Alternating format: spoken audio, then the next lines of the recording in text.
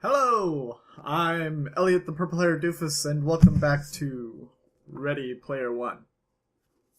We are discussing Chapter 8, Chapter 0008, today. So more plot. We actually get to hear about Wade going through the Tomb of Horrors, finding the copper key. He battles against a boss named, and I'm totally going to screw this up, Asarak? I'm going to mess that up so much that I'm just going to call him Ace from now on. Ace is a decrepit, mummified king that Wade finds in the pillared throne room. And Ace is completely out of place from where Wade has him listed on the map, so he knows something is up in that room. When he approaches Ace, Ace asks him to prove his worth. To prove that he is worthy of the copper key that he seeks. I keep on saying copy. It's not copy, it's copper! Okay. Wade says, I'll prove it to you as best as I can, you just have to give it to me. Ace pretty much just says, okay, I'll give it to you if you can beat me in a battle. A battle of wits, I guess. And what does he choose? The classic 80s game Joust, which I loved playing on the Atari with my biological father. I don't have a lot of memories of my biological father, but that was one of them. It was kind of amazing because he describes playing Joust against a mummified king while he's in armor that he had discovered in the Tomb of Horrors, along with a shit ton of money. He even levels up to like level 10 by the end of this.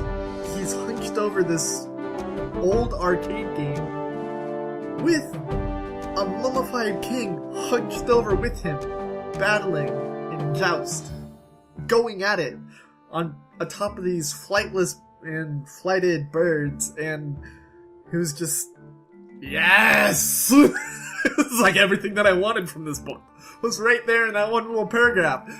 And I was like, this is amazing. Eventually, he figures out the pattern that Ace has. He defeats Ace in a battle of Joust, where it's the best 2 out of 3. Ace then transforms into Anorak, which, as you may remember, was Holiday from earlier. Holiday actually gives him the copper ring.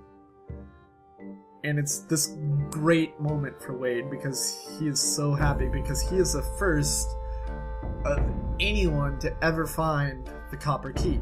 Before he can ask him, where's the first gate, or any questions pertaining to this contest, Anorak disappears. And so he lifts it up and he reads the riddle on the back of the copper ring. And it's really easy for him for some reason, and that kind of worries me. I wouldn't expect it to be that easy. There's just something about it. We already have the answer by the end of the chapter of where he needs to go next, which is basically this rebuilt version of Holiday's hometown. His idea or assumption is that he just has to go to the hometown, find Holiday's home. He has to go onto the computer and beat a very old video game called the Dungeons of Dragoth. And at the bottom level of this video game, there's going to be the gate. At least that is Wade's assumption from the riddle that he got. That just came so easily to him that I'm a little bit worried that it's not it. I might just be a little too paranoid to accept things at face value like that. He's leaving the Tomb of Horrors, and as he gets to the mouth, he is stopped by a silhouette. And he quickly hides the key, and the chapter ends there. Right on a cliffhanger! Dang it! I don't have enough time to do another chapter today. It's already late enough. Son of a bitch. I waited for this! I did! Why? I am just putting myself through torture. I suppose I should answer the question that I asked last video, which was, it was pretty much, how do you handle secrets? And I told you Most of you probably already know the secrets that I'm talking about. I'm not exactly ready to discuss them on the channel. Maybe later, but not now.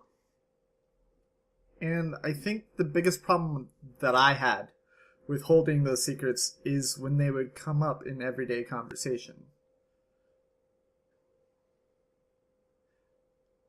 People would discuss something that had to do with my secret, and I couldn't discuss that thing with them.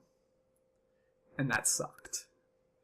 Or people would make jokes about one of my secrets, and I couldn't exactly tell them that it wasn't okay because no one knew.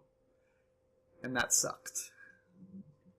By the time I started telling people, I ran into less and less of that, so I had less opportunities to talk about it. When it was still inside of me, and I couldn't tell anyone about any of it, it sucked.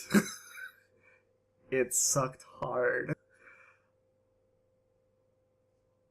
Like I said, I will most likely tell this channel somewhere down the line. I just don't want it to be this early into the YouTube relationship. If you have already commented on your secrets, I don't know, because I haven't posted that video yet.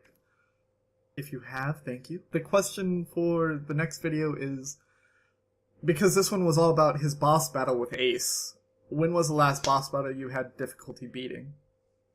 If you're watching my other channel, The Non-Gamers, you already know, or you might know by the end of the week.